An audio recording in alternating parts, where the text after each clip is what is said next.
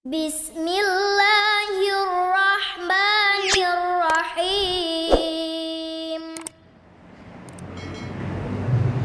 Bismillahirrahmanirrahim. Alhamdulillahirabbil alamin. Wassalatu wassalam al-atammanil akmalan ala nabiyyina Muhammadin wa ala alihi wa sahbihi wa man tabi'ahum bi ihsanin ila yaumiddin. Amma ba'du, Allahumma alimna ma yanfa'una wanfa'na bima 'allamtana fa inna nas'aluka ilman nafi'an wa na'udzu bika min ilmin la yanfa' wa min qalbin la yakhsha' wa min nafsin la tashba' wa min da'watin la yustajabu laha.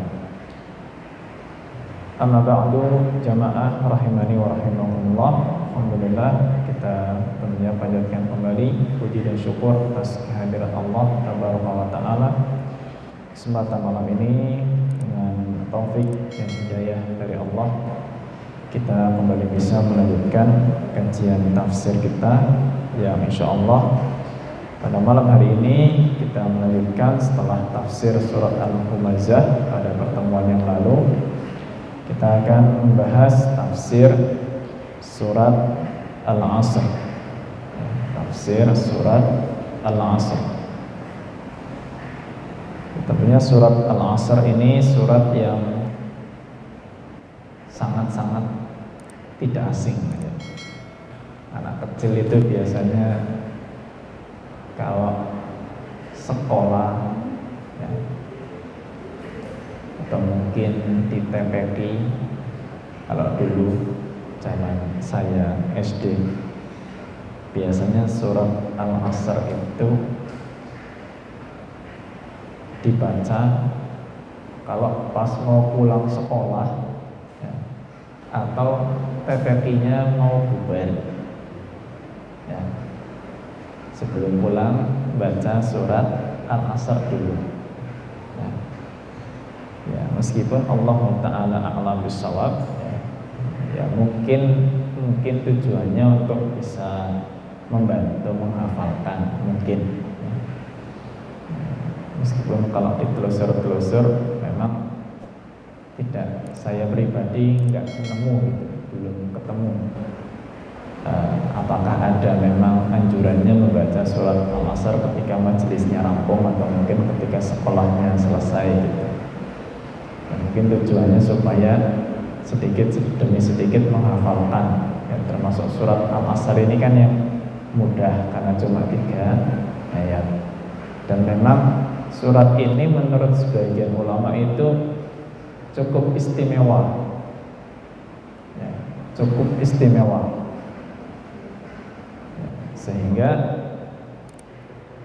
Imam Asy-Syafi'i rahimahullah ta'ala ya, Imam Asy-Syafi'i rahimahullah ta'ala, dikutip ucapan beliau oleh Imam Ibnu Katsir rahimahullah dalam tafsirnya ya, Imam Asy-Syafi'i mengatakan lau tadabbaran nasu hadhihi surah lawasi'athum.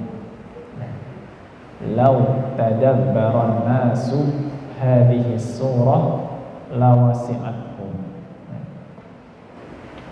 Jadi seandainya manusia itu mentadabburi surat ini ya, surat Al-Asr ini, seandainya manusia mentadabburi surat Al-Asr ini ya, niscaya cukup untuk mereka.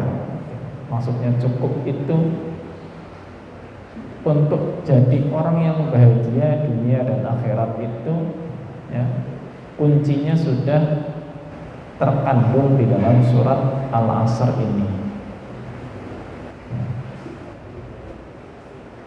Andai kata ya, tidak ada yang ditadabburi kecuali surat Al-Asr ya, itu sudah Masya Allah.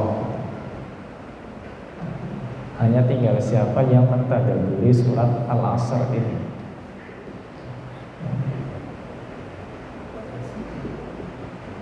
Dan dulu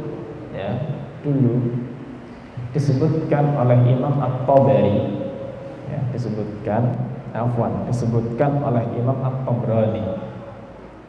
Disebutkan oleh Imam At-Tabrani yang juga dinukil riwayat ini oleh Imam At-Tabari, bahwa kana rajulani min ashabi Rasulillah sallallahu alaihi wasallam idza taqaya lam yaftariqa illa ala an yaqra'a ahaduhuma ala al-akhar surat al-asri ila akhiriha.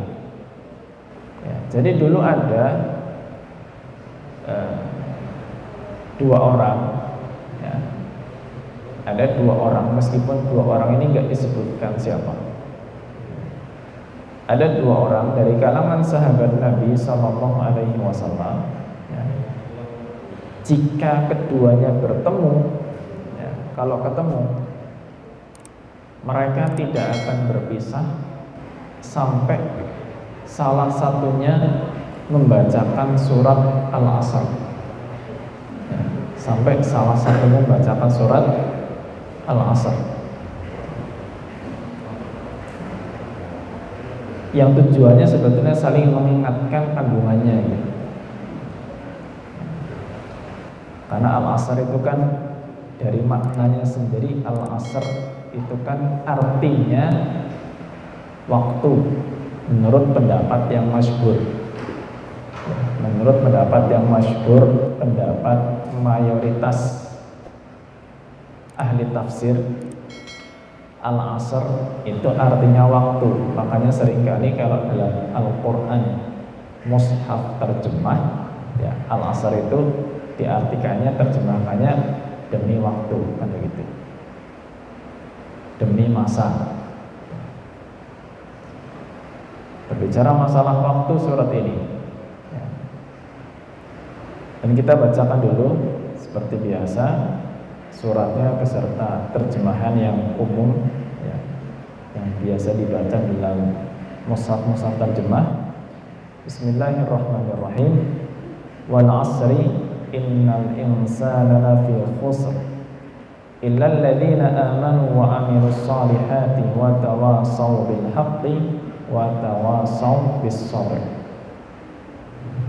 Allah Subhanahu wa taala berfirman, wal 'asri, demi waktu. Itu tafsiran yang umum, demi waktu. Meskipun sebagian ahli tafsir menyebutkan arti al-asar ini juga sholat asar atau waktu sholat asar. Ya. Jadi al-asr itu penafsirannya ada dua. Ada waktu secara umum, ya. Ada juga sebagian mengatakan itu sholat asar. Ya. Innal insana lafi khusr, sesungguhnya manusia semuanya, ya, manusia semuanya itu dalam keadaan rugi, ya, semuanya rugi. Illal ladzina amanu, kecuali orang-orang yang beriman, wa amilus shalihat, dan beramal soleh, ya, wa tawashaw bil haqqi, dan saling berwasiat dalam kebenaran, wa tawashaw bis sabr, dan saling berwasiat dalam kesabaran. Nah, jadi di awal Allah itu memperingatkan dengan pentingnya waktu, karena Allah itu bersumpah. Kalau Allah sudah bersumpah, ya, kalau Allah sudah bersumpah dengan makhluknya, itu pasti ada sesuatu di situ. Ya. Wal asri, wad duha, wal fajri. Banyak sekali Allah itu bersumpah dengan waktu. Ada waktu secara umum, ada waktu duha, ada wal laili, waktu malam, wal fajri, waktu subuh, ya. Di sini waktu secara umum, ya. Wal asri.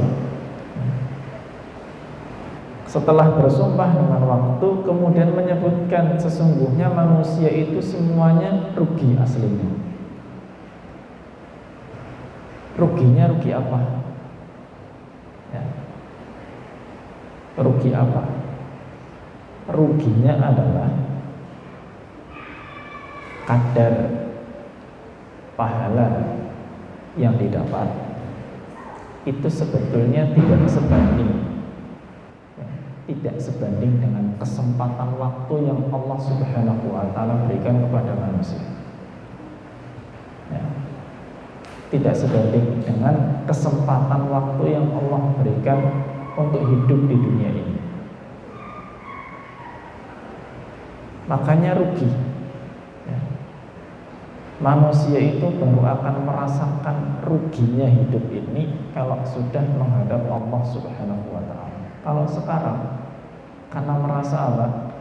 Waktu itu berjalan mungkin ya ada yang berpandangan usianya masih akan lama gitu. Ya. Masih punya sisa usia yang cukup ya, sehingga hidup itu akan punya banyak program ya. Sekarang saja misalnya ya, yang punya anak kecil mungkin masih balita sudah mikir ini besok kuliahnya gimana gitu. Ya, masih kecil sudah mikir apa? Kuliah. Padahal belum tentu orang tuanya umurnya sampai anaknya kuliah. Bahkan anaknya pun belum tentu usianya sampai usia kuliah. Tapi ya itulah manusia, subhanallah ya. Mikir waktu itu seolah-olah masih punya cukup banyak ya. Padahal sebanyak apapun usia yang kita nanti miliki ya, mau 60, 70 bahkan lebih, itu Allah Subhanahu wa Ta'ala sebutkan ya, rasanya itu hanya seperti kenalan ya, kenalan di waktu siang hari, udah habis itu selesai ya. Kayak kenalan sebentar aja ya. Bisa dilihat nanti dalam surat Yunus ayat yang ke-45 ya, surat Yunus ayat yang ke-45 Allah Subhanahu wa Ta'ala berfirman, wa yawma yahsyuruhum ka'an lam yalbasu illa sa'atan minan nahari yata'arafuna bainahum ya. Jadi ketika Allah Subhanahu wa Ta'ala mengumpulkan mereka, Allah mengumpulkan manusia itu ya, Allah kumpulkan di hari kiamat nanti, ka'an lam yalbasu illa sa'atan minan nahar. Mereka merasa seolah-olah tidak pernah hidup kecuali hanya sesaat saja di siang hari ya. Sejam 2 jam di siang hari ya. Yata'arafuna bainahum, dan hanya waktu itu hanya cukup untuk kenalan aja gitu. Ya, ibarat kita kalau baru kenalan sama orang ya, ngobrol sejam 2 jam, dan kayak gitu aja rasanya, pendek sekali ya. Itu nanti perasaan kalau sudah menghadap Allah Subhanahu wa Ta'ala. Nah, persis kayak orang bangun tidur ya, merasa mimpinya lama padahal tidurnya juga cuma berapa jam saja ya. Makanya kalau dibandingkan ya, kita itu sebetulnya betul-betul dikejar ya. Waktu kita itu terbatas sekali ya. Terbatas, gak banyak aslinya ya. Aslinya tidak banyak. Ibarat kayak orang lagi lomba ya, lomba dengan satu perlombaan yang dibatasi dengan waktu ya, dibatasi dengan waktu. Anggaplah lomba mindah belut. Nah, lomba mindah belut dibatasi waktu 5 menit, dapat belut berapa yang dipindah, kan pasti cepet-cepetan ya. Nggak boleh sampai luput gitu. Sebanyak mungkin dia harus dapatkan belut yang dipindah hanya dalam waktu 5 menit. Sama kita juga di dunia ini, waktu kita tidak banyak untuk mengumpulkan pahala ya. Waktu kita itu tidak banyak. Makanya kalau waktu 24 jam ya, waktu 24 jam, akhirat yang dikejar itu cuma sholat 5 waktu, itu cuma berapa persen Dalam 24 jam akhirat yang dikejar cuma sholat 5 waktu saja. Berapa persen kita dapat akhirat itu? Ya. Anggaplah sholat, 1 kali sholat ya, kita untuk rangkaian sholat, 1 sholat 15 menit itu sudah Masya Allah ya, 10-15 menit sudah standar. Itu pun mungkin agak panjang dikit. Kali 5 sejam 70 menit ya, anggaplah 5 waktu itu kita hanya menghabiskan waktu 1 jam saja. 1 jam dibanding 24 jam ya. Nuwun sewu, itu pun kalau ternyata sholat kita diterima semuanya ya. Nah kalau ternyata setiap sholatnya kita cuma diterima 1/10-nya bagaimana? Yang diterima cuma 1/9-nya bagaimana? Sudah mungkin sholat kita nggak lama, yang diterima juga sedikit ya, karena memang Nabi SAW mengatakan demikian dalam hadis riwayat Imam Abu Dawud, inna rajula la yansarifu min sholatihi wa lam yuktab lahu illa ushruha aw tus'uha aw thumnuha aw sub'uha aw sudsuha aw khumsuha aw rubuha aw thuluthuha aw nisfuha. Seseorang itu bisa selesai dari sholatnya, ternyata yang diterima, yang ditulis cuma 1/10-nya saja ya. 1/10-nya mungkin pas lagi pertama gitu ya, lagi khusyuk, Allahu Akbar, takbiratul ihram, Al-Fatihah ya, khusyuk. Barang itu suratan wis gak khusyuk ya, dah itu 1/10 ya, seperti itu ya. Ada yang 1/9 ya, nambah dikit lah, 1/8 nambah dikit lagi ya. Untung kalau diterimanya setengah, alhamdulillah. Sholat 4 rakaat yang diterima 2 rakaatnya, yang 2 sah tapi nggak ada pahalanya, kan sangat eman-eman ya. Itulah gambaran ruginya manusia ya. Itu yang mukmin. Apalagi yang nggak beriman, rugi banget ya. Semua amalannya itu nantinya tidak ada nilainya sama sekali ya. Tidak ada nilainya sama sekali. Maka di sini peringatan dari Allah Subhanahu wa taala, ingat ya, dengan waktu yang kita punya ya, dengan waktu yang kita punya, kita itu sebetulnya rugi besar. Rugi besar, rugi untuk perkara akhiratnya. Mungkin kalau masalah dunianya banyak yang nggak rugi ya. Tapi kerugi di sini rugi masalah akhirat ya. Terus siapa ya orang-orang yang nggak rugi? Maka di sini Allah sebutkan ada 4 cirinya, dan 4 ini kita bagi 2 ya, kita bagi 2. Orang yang berusaha menyempurnakan dirinya dan berusaha menyempurnakan orang lain. Nah, ada 2 poin yang di situ menunjukkan ya, perintah Allah untuk diri-diri kita supaya kita menyempurnakan diri kita, dan 2 poin berikutnya itu perintah Allah Subhanahu wa taala untuk menyempurnakan orang lain. Yang untuk menyempurnakan diri kita apa? Untuk menyempurnakan diri kita, Allah Subhanahu wa taala berfirman, illal ladzina amanu wa amilus sholihat. Nah, itu untuk diri masing-masing. Iman dan amal soleh ya. Supaya enggak rugi, diawali dengan meluruskan iman ya, dan beramal soleh. Dan amal itu enggak mungkin soleh kalau enggak dilandasi dengan iman. Jadi sebelum amal, imannya harus betul dulu ya.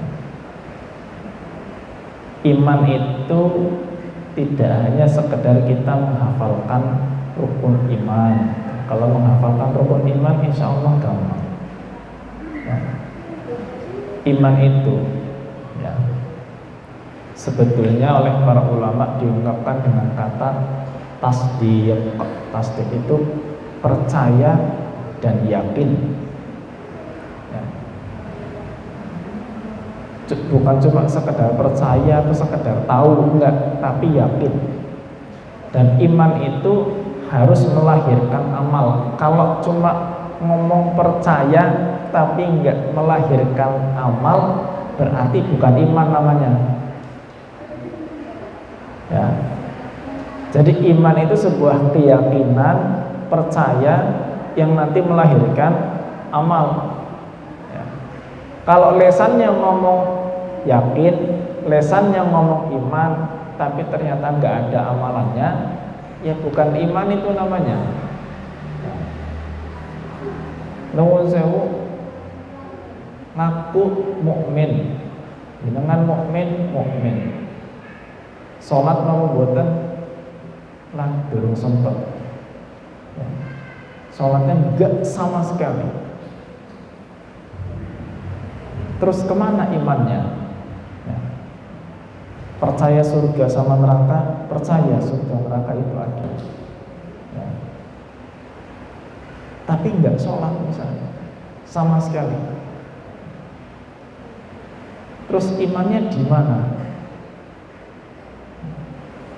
Maka iman itu ya keyakinan yang melahirkan amalan ya. Makanya seringkali yang namanya iman itu pasti digandengkan dengan amal soleh. Illal ladzina amanu wa amilus sholihat ya. Harus gandeng dua ini, iman dan amal soleh. Dilandasi dengan iman supaya nanti amalannya ikhlas lillahi ta'ala ya.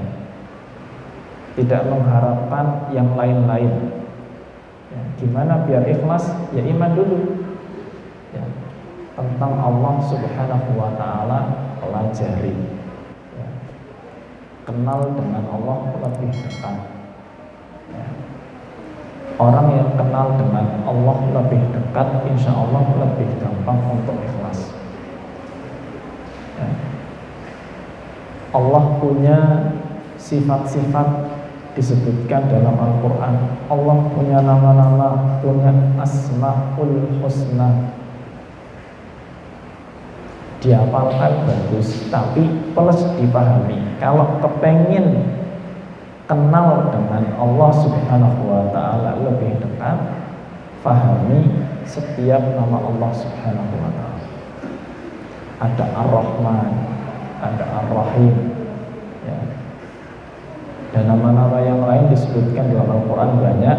Kalau bisa memahami makna-maknanya, disitulah orang lebih mudah untuk ikhlas.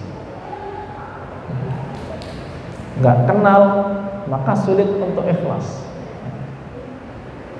Karena fondasi awal ikhlas itu apa? Iman. Iman itu dari mana? Kalau punya ilmu ya. Bagaimana kita mau beriman kepada Allah subhanahu wa ta'ala kalau kita nggak tahu ilmunya tentang Allah? Kalau kita nggak kenal dengan Allah, ya kita susah untuk iman juga. Imannya nggak naik-naik ya. Imannya nggak naik-naik, susah untuk ikhlas ya. Jadi ibarat gambaran mungkin orang itu kadang-kadang ada yang nanya, sebetulnya gambaran ikhlas itu kayak apa toh? Gambarkan ada ya, sekedar gambaran saja, gambaran. Ada lawan jenis yang saling senang misalnya, gambaran saja, gambaran. Laki-laki senang sama perempuan ya, laki-laki senang sama perempuan.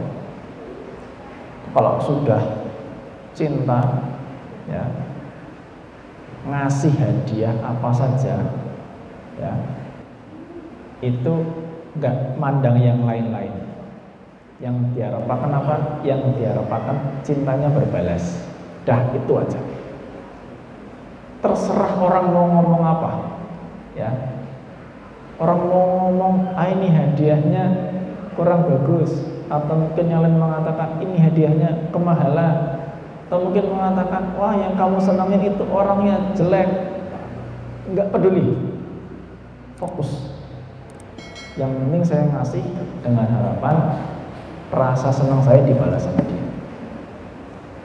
Gambaran ikhlas kurang lebihnya kayak gitu kepada Allah Subhanahu wa ta'ala ya. Ketika kita beribadah ya, ketika kita beribadah niatnya ya sudah fokus untuk Allah Subhanahu wa ta'ala saja. Orang nanti mau kasih pujian ya terserah, mau nggak kasih pujian ya terserah, nggak ada pengaruhnya sama sekali itu ya. Itu kalau sudah ikhlas ya seperti itu ya. Tapi kalau orang nuwun ibadah ya, kalau nggak dipuji jadi lemes, kalau dipuji terus tambah semangat, itu malah ciri dia nggak ikhlas ya. Apalagi ketika sudah nggak dipuji, ternyata usaha saya tidak dihargai, ini udah ciri-ciri nggak ikhlas itu. Karena memang dari awal cari penghargaan orang lain ya. Landasannya iman ya. Kalau kepengen amalannya soleh, landasannya iman. Nah terus ketika sudah beramal soleh ya, amalan juga tidak akan jadi soleh kecuali sesuai dengan yang dituntunkan oleh Nabi Sallallahu Alaihi Wasallam ya. Jadi sebagaimana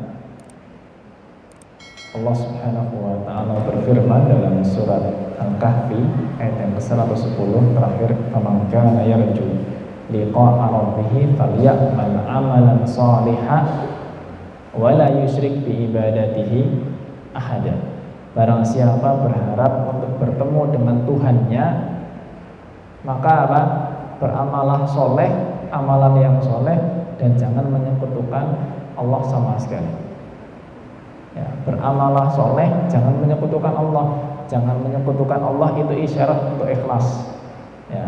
Terus solehnya isyarat untuk apa? Solehnya itu isyarat untuk disesuaikan dengan ajaran Nabi Sallallahu Alaihi Wasallam. Karena semua ibadahnya itu sudah dituntunkan lengkap, mulai dari yang wajib, yang sunnah ya. Kalau tata caranya pas dengan tuntunan Nabi Sallallahu Alaihi Wasallam dan niatnya ikhlas, itulah yang disebut dengan amalan soleh ya. Jadi soleh itu ukurannya ya, itu ikhlas dan kesesuaiannya dengan tuntunan Nabi Alaihi Wasallam. Kalau sudah iman, amal soleh itu baru menyempurnakan diri sendiri. Apakah sudah cukup? Belum. Kalau kepengen jadi orang yang untung, gak rugi, itu belum cukup. Makanya harus ditambah.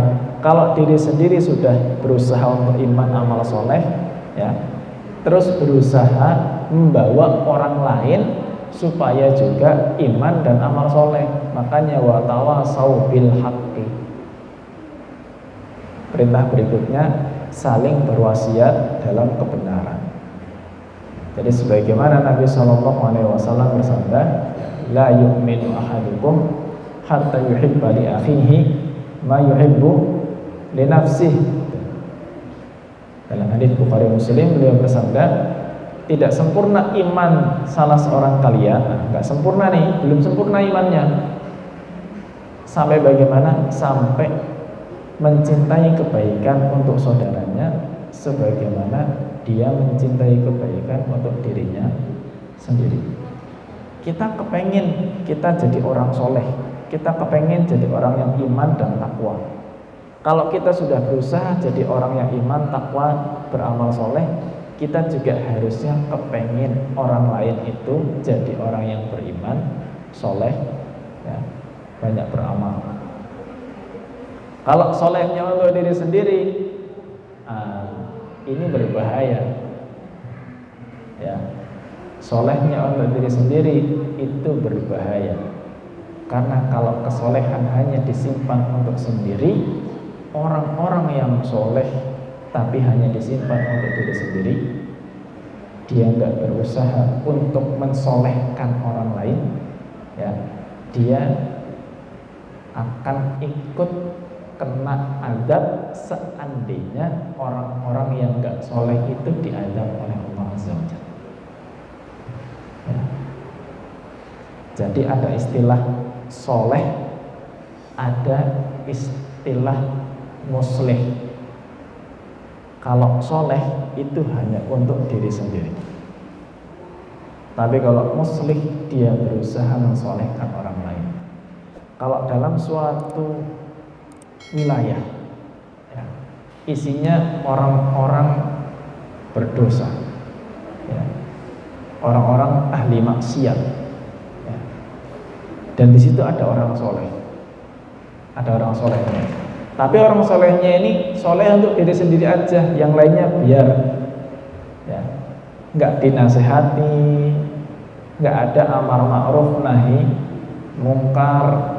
Maka kalau Allah Subhanahu wa ta'ala turunkan azab untuk satu kampung itu yang isinya maksiat, yang soleh ini bakal ikut kena, ya. Makanya jangan heran, ya, kenapa kalau seandainya terjadi musibah, korbannya nggak hanya yang jelek-jelek saja, bahkan mungkin yang soleh-soleh jadi korban juga. Karena memang seperti itu Allah Subhanahu wa ta'ala sebutkan dalam Al-Quran, dalam surat Al-Anfal ayat yang ke-25. Dalam surat Al-Anfal ayat yang ke-25. Wattaqu fitnatan la tusibanna alladziina zalamu minkum khassah. Takutlah, khawatirlah dengan musibah yang tidak hanya menimpa orang zalim saja, tidak hanya menimpa orang zalim saja, yang zalim dan yang enggak zalim ikut kena. Hanya nanti akhirnya di akhirat berbeda. Kalau yang zalim ya ada hukumannya, kalau yang soleh ada pahalanya, ya. Tapi masalah musibah di dunia semuanya kena, ya, semuanya kena. Cuma nanti di hadapan Allah nasibnya tetap beda, ya. Lah supaya hukuman Allah Subhanahu wa ta'ala musibah itu enggak turun, maka berusahalah untuk jadi orang yang muslih, bukan sekedar soleh, ya. Selain dia soleh untuk dirinya, maka berusahalah untuk membawa orang lain jadi soleh juga. Masalah sukses gagal itu urusan belakang, yang penting ada usaha, ya. Ketika ada yang salah dinasehati, ya. Ketika mungkin ada yang lalai ibadah diingatkan. Dalam rumah misalnya, ya yang kecil-kecil saja, mulai dari masalah sholat saling mengingatkan, orang tua, anak, suami, istri, ya. Sebelum ke yang lain, mungkin kemampuan kita segitu ya minimal dalam atap rumah kita sendiri, ya. Mungkin dalam kehidupan tetangga, kalau tetangga nuwun sewu ada yang kelihatan, wah ini udah mulai ada yang bawa-bawa perempuan misalnya, ya harus ada geraknya untuk menasehati. Jangan kemudian ya udahlah hidup masing-masing aja, itu urusan dia, ini urusan kita. Ya kalau begitu jangan salahkan kalau nanti Allah Subhanahu wa ta'ala turunkan musibah, ya. Kalau solehnya hanya untuk masing-masing saja. Ketika ada yang salah, ada yang mulai perbuatan-perbuatan menyimpang, perlu untuk ditindak, ambillah sikap hikmah untuk, ya, menindaknya. Jadi wa tawassaw bil haq, harus ada saling berpesan dalam kebenaran. Kalau sudah itu orangnya seumpama menerima, ya, baru disebutkan wa tawassaw bis sabr, dikasih nasihat supaya sabar. Kenapa? Karena mengamalkan kebenaran itu mesti ada ujiannya, ya. orang ngajak orang lain untuk jadi benar itu mesti ada ujiannya. Ngajak supaya ikut tuntunan Nabi SAW itu juga mesti ada cobaannya, ada tantangannya, tidak mungkin tidak. Kaedah hidupnya sudah disebutkan ketika Nabi SAW ketemu dengan Waraqah bin Naufal dalam Sahih Bukhari. Ketika Nabi SAW itu baru terima wahyu, ketakutan, dibawa oleh Khadijah ketemu Waraqah, sepupunya Khadijah. Oleh Waraqah dikatakan apa? Ma ya'ti rajulun bimithli ma ji'ta bihi illa udi. Setiap orang yang datang mengajarkan ajaranmu, mengajarkan ajaran Nabi SAW, pasti diganggu. Pasti ada yang gak senang ya, itu sudah sunatullah seperti itu. Mula kalau sudah berusaha untuk beriman, amal soleh, ngajak orang, terakhir memang harus sabar ya. Karena yang namanya ngajak orang untuk soleh itu banyak tantangannya ya. Ini gambaran umum ya dari kandungan surat Al-Asr ya. Setidaknya kita berusaha untuk meluruskan iman kita, belajar tentang iman yang benar, memperbaiki amalan kita agar sesuai dengan sunnah Nabi SAW. Kemudian amar ma'ruf nahi munkar ya, jika memang kondisinya sangat diperlukan. Dan terakhir kita sabar dalam beramar ma'ruf nahi munkar. Baik, kita akan sambung setelah adzan. Bismillahirrahmanirrahim. Ta'ala Wassallallahu ala nabiyyina Muhammad wa ala alihi wa sahbihi wa baraka wasallam.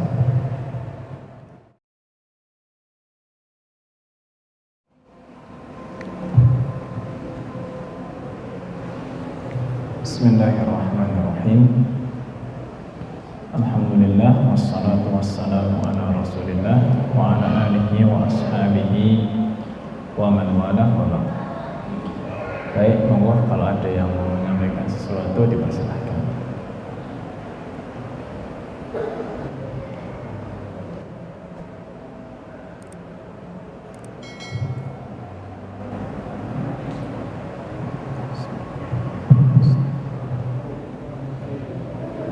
Assalamualaikum warahmatullahi wabarakatuh. Pengalaman pribadi saya, kalau saya itu bulan Juli itu saya bahkan saya sudah dibacakan Yasin. Jadi antara saya kalau dalam saya keadaan piksaan atau ya sama penuh saya untuk nafas itu saya mencari sendiri itu husnul khotimah, meninggal secara husnul khotimah itu bagaimana? Karena saya dalam keadaan pingsan, saya hanya ingat satu, saya baca surat ayat kursi. Jadi saya pingsan itu dari jam 9 pagi sampai jam 4 sore, di mana saya susah nafas sudah coba. Kata orang saya sudah sangat turun, tapi saya belum merasakan meninggal. Dalam bahasa saya mencari apa itu kronologi, mohon penjelasannya. Assalamualaikum warahmatullahi wabarakatuh. Waalaikumsalam warahmatullahi. Ya.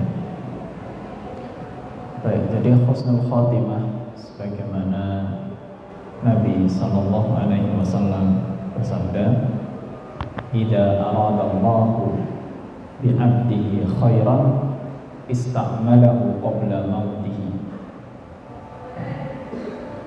Ketika Allah Subhanahu wa taala menghendaki kebaikan bagi hambanya, maka ista'malahu, Allah Subhanahu wa taala itu menjadikannya itu beramal soleh sebelum kematiannya. Tepat sebelum kematiannya itu Allah jadikan hamba itu beramal soleh. Amal soleh itu banyak, bahkan termasuk orang bersabar di dalam sakitnya itu amal soleh. Sabar dalam sakitnya itu amal soleh. Seandainya seseorang itu sakit dengan sakit yang cukup lama dan mungkin sakit yang tidak biasa, ya, sakit berat itu dan cukup lama, dan dia sabar, maka sabar itulah jadi amal soleh untuk dirinya. Dan itulah salah satu pertanda Allah menjadikan hambanya beramal soleh sebelum kematiannya. Amal soleh itu tidak hanya sesuatu yang nampak di badan, hati kita juga beramal soleh gitu. Ya. Sabar menahan sakit itu amal soleh. Ya. Maka yang namanya husnul khotimah itu intinya seperti tadi yang disebutkan oleh Nabi SAW. Ya. Istakmalahu qabla mautihi. Ya. Allah jadikan dia itu beramal sebelum kematiannya. Cuma amal itu sifatnya luas. Ya. Amal itu sifatnya luas. Ya, sehingga apapun ya, memang yang terbaik tentunya seseorang itu berusaha membiasakan lisannya mengucap kalimat tahlil, ya, la ilaha illallah, sehingga apapun yang terjadi kalimat itu yang banyak terucap dari lisannya. Ya. Kalaulah seandainya bukan itu yang terucap tapi dalam kondisi yang beramal soleh, insya Allah itu pun menjadi salah satu petanda husnul khotimah. Dan masih banyak tanda husnul khotimah yang lain. Ya. Dalam beberapa hadis Nabi SAW, ya, kejadian-kejadian seperti orang meninggal karena reruntuhan bangunan, orang meninggal karena tenggelam, orang meninggal karena terbakar, musibah kebakaran, ya. Itu semua disebutkan oleh Nabi SAW sebagai kematian yang syahid. Kematian yang syahid itu disaksikan oleh malaikat, gitu. Kematian yang baik. Ya. Jadi pintu husnul khotimah itu sangat banyak. Ya. Bahkan termasuk sakit yang diderita dengan kesabarannya, ya, maka sabar itu juga menjadi pertanda husnul khotimahnya. Ya. Jadi seperti itu, masya Allah. Yang mudah-mudahan tentunya ya, kita semuanya diberi keselamatan ketika di dunia dan lebih kita harapkan ketika nanti menghadap Allah Subhanahu wa Ta'ala. Kita Pak, kurang lebih yang bisa saya jawab. Allahumma a'lam bishawab. Ada yang lain mungkin?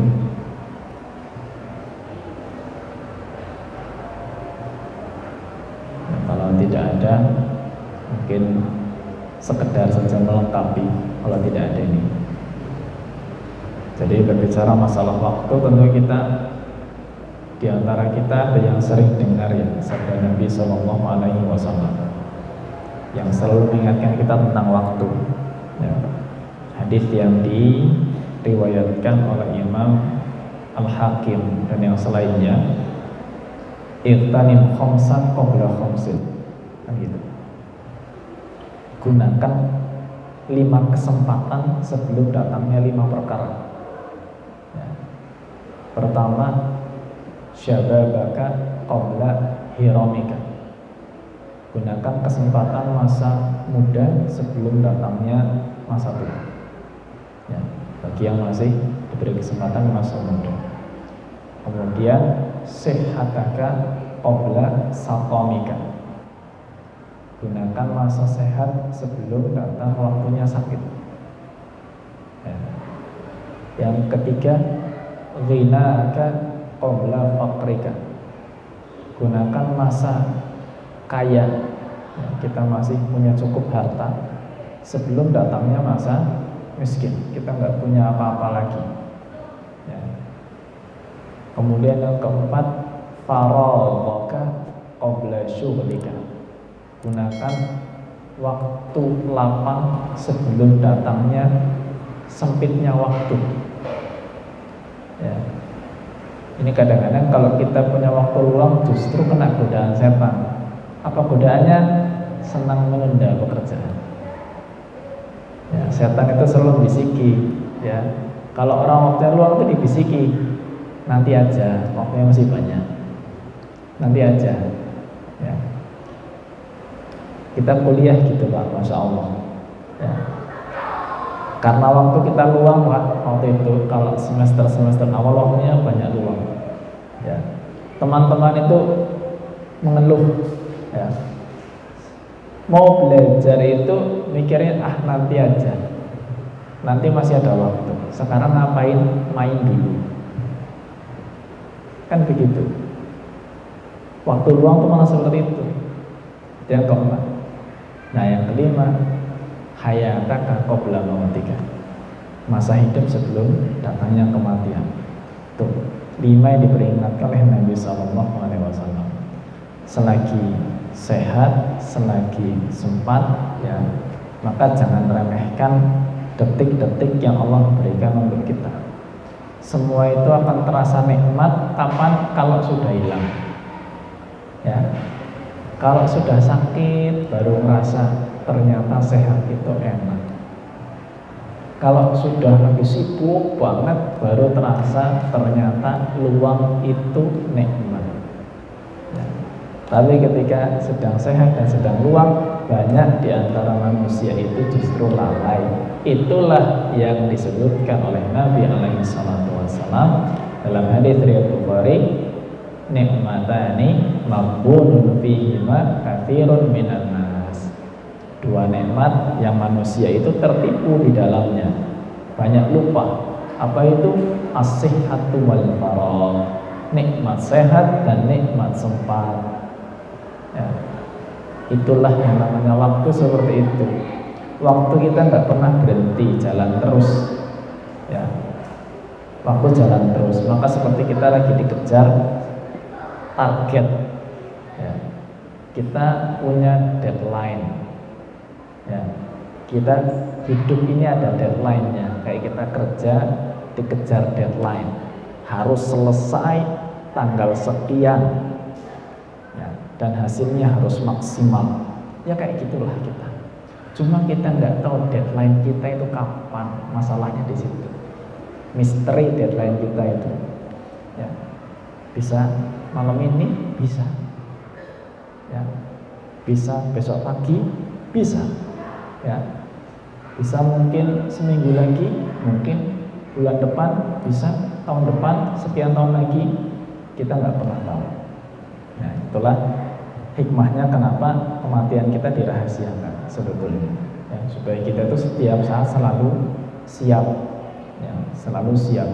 Karena kita tidak bisa menjamin kondisi sehat pun belum tentu, ya, usianya panjang. Ya, karena banyak juga orang yang meninggal dalam kondisi sehat walafiat. Ya, sehat walafiat kemudian dipanggil oleh Allah Subhanahu wa Ta'ala. Ya, itulah pentingnya kita untuk membiasakan diri menggunakan waktu kita untuk orientasinya itu akhirat, ya, mendapatkan hasil pahala yang sebanyak-banyaknya di hadapan Allah Subhanahu wa Ta'ala. Mudah-mudahan ini yang kita bahas bermanfaat dan Allah berikan keberkahan. Kurang lebihnya saya mohon maaf. Terima kasih banyak atas perhatiannya. Wassallallahu ala nabiyyina Muhammad wa ala alihi wa sahbihi wa baraka wasallam. Wa akhiru da'wana alhamdulillahi rabbil alamin. Subhanakallahumma wa bihamdika asyhadu an la ilaha illa anta astaghfiruka wa atubu ilaik. Billahi taufiq wal hidayah. Wassalamualaikum warahmatullahi wabarakatuh.